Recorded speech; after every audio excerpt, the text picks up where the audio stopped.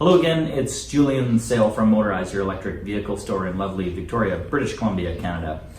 Today I've got an arbitrary question to answer for you that comes up all the time when we're having discussions with consumers who are just starting to look at electric cars. The question number one, which is kind of crazy, how long does it take to charge from 0 to 100%? A lot of customers ask that question believing that they might need to know the answer. And it's a little bit of a funny situation in that I guess the number does matter about as much as it matters with respect to your cell phone. So if we relate electric cars to a cell phone, we can say, how long does it take to charge an iPhone from 0 to 100%? Do you know? I don't know, even though I have an iPhone. And I don't really care. Most people don't, because what they do is they operate in the same habitual pattern every day. You get home at the end of the night, you plug in, and in the morning when you grab your phone, it's charged up and ready to go. If you require some opportunity charging, for example, if you sit at Starbucks and you have a cord with you and they so happen to have a USB charge port available, you'll probably plug in.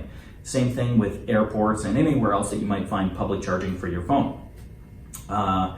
With an electric car, generally what happens is people just cycle them full to empty every day, or they cycle them as far as they need to achieve their daily commute range.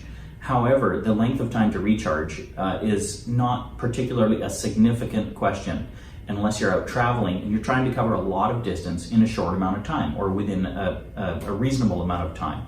That's where level 3 charging comes in, which happens quite quickly.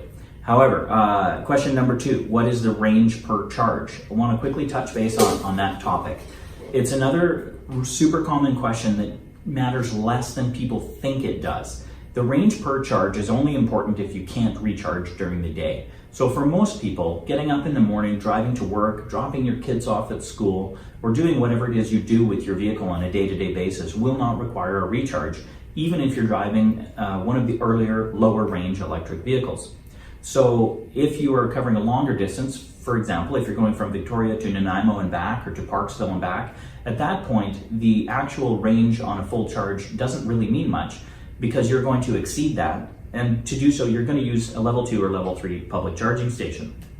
So the total range per charge is definitely a part of the equation, but it's not a be-all, end-all. You shouldn't necessarily let a short-range electric vehicle you shouldn't remove that from your list of considerations when you're shopping for an electric vehicle because you think you might need a car with more range. You need to look at how far you can go in the course of a day, and that includes how far the car can go after picking up several charges along the way. If you're traveling up the highway and you stop at a DC fast charger, you're probably going to need to use a bathroom or maybe get a coffee or something while you're on the way. The intention with the DC fast charger is to allow you to stretch your legs while you're out on the highway without inconveniencing you, because you're probably going to have a quick stop anyway.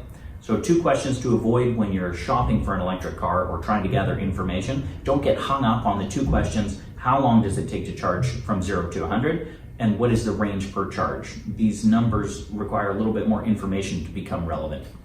Thanks for watching. We'll see you in the next video.